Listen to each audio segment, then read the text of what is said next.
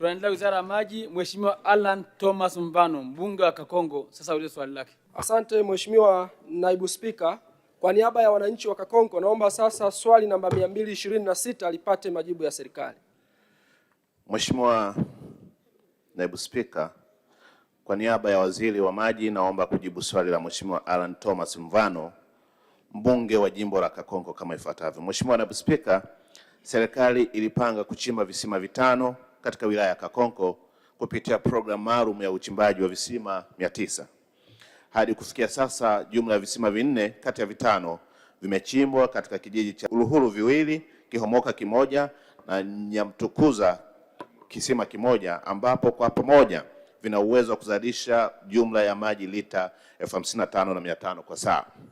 Mheshimiwa Naibu Spika, visima hivyo baada ya kupata maji vimeendelezwa kwa kujengewa miundombinu rahisi ya kutolea huduma kwa wananchi, point source, na vinaendelea kutoa huduma iliyokusudiwa kwa wakazi wa vijiji hivyo. Hata hivyo, kisima kimoja kilichokuwa kimepangwa kuchimbwa katika kitongoji cha Center B kilichopo kijiji cha Kihomoka hakikuweza kuchimbwa. Hivyo serikali imekiingiza kisima hicho kwenye mpango wa programu ya vijiji 1575 visivyokuwa na huduma ya maji ambavyo inaanza kutekelezwa katika mwaka wa fedha 26/27. Alan Thomas Mvano, swala nyongeza. Asante sana Mheshimiwa Naibu Spika, pamoja na majibu mazuri ya serikali na jitihada hizo, ninaamini waziri atakuwa tayari kuongozana nami kwenda Kakonko ili aweze kujionea hali ya upatikanaji wa huduma ya maji ilivyo. Lakini pamoja na hayo, nina maswali mawili ya nyongeza. La kwanza, katika kijiji cha Kihomoka wapo wananchi wanaishi eneo linaitwa Ndabulibije na wanatembea kilomita 10 kufuata huduma ya maji safi na salama. Sasa ni upi mpango wa serikali wa dharura kuhakikisha kwamba wananchi hawa sasa wanapata huduma hiyo? Lakini la pili, wafanyakazi wa serikali wa RUWASA pamoja na mamlaka ya maji wamekuwa wakipata shida sana kutembea katika wilaya ya Kakonko katika kushughulikia changamoto za maji. Ni upi mpango wa serikali kuhakikisha sasa wanapelekewa gari ili waweze kufanya shughuli zao vizuri na wananchi wapate huduma za maji? Asante sana Mheshimiwa Naibu Spika. Mheshimiwa Naibu Waziri, majibu.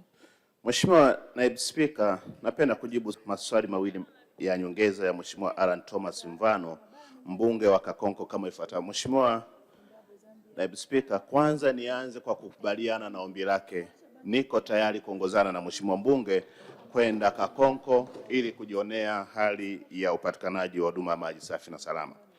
Mheshimiwa Naibu Spika, nampongeza sana Mheshimiwa mbunge kwa juhudi na ufuatiliaji wa miradi kwa ajili ya wananchi wake waliomtuma kuhakikisha kwamba tunamtua mama ndoo kichwani, na sisi serikali tunaahidi kumpa ushirikiano mzuri kabisa kuhakikisha kwamba anatimiza azma yake ya kuwatumikia wana Kakonko.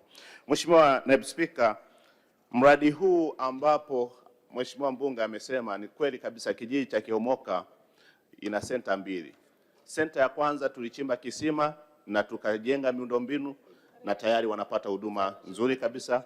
Lakini senta B ambapo ni kilomita 10 ambapo ni kwa wafugaji zaidi, tunamhakikishia Mheshimiwa mbunge kama nilivyojibu katika jibu la msingi, tunaingiza kwenye programu ya vijiji 1575 katika mwaka wa fedha 26/27 ili sasa tukachimbe kisima kwa kutumia mitambo ambayo Mheshimiwa Daktari Samia Suluhu Hassan ambayo aliinua 26 katika mikoa yote itaenda kufanya hiyo kazi bila kuwa na changamoto yoyote, na wananchi wa Kakonko watapata huduma ya maji safi na salama hasa katika eneo la Kihomoka.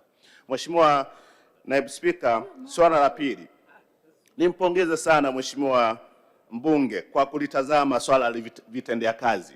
Vitendea kazi hivi vinasaidia sana watendaji wetu katika utekelezaji wa miradi, katika usimamizi wa miradi, lakini katika shughuli mbalimbali za kiofisi. Tunatambua umuhimu huo, na Mheshimiwa mbunge alishafika mpaka kwa Mheshimiwa Waziri na alishaongelea kuhusu hili swala. Nataka nimpe habari njema.